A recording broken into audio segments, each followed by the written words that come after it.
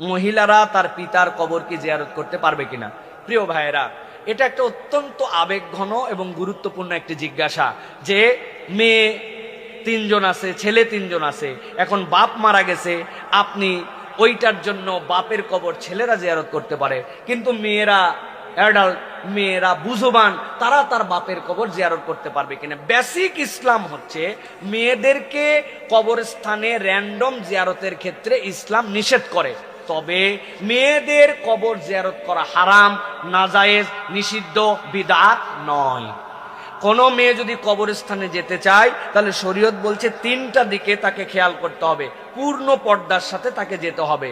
2 নম্বরে, যখন আসা যাওয়া করবে এই রাস্তায় তার জন্য নিরাপত্তা বা তার সাথী লাগবে। 3 নম্বরে, কবরে যাওয়ার পরে আবেগী হয়ে মাতম করা, চিৎকার করে কান্নাকাটি করা, কবরের মাটি চাপড়ায় বিলাপ করা, এইগুলা সে করবে না, এই ইনশিওর হতে হবে। মেয়েরা সফট মানসিকতার হয়, বাপের কবর দেখে সে আবেগে সহ্য করতে পারে না, আচরণ ভিন্ন হয়ে যায়।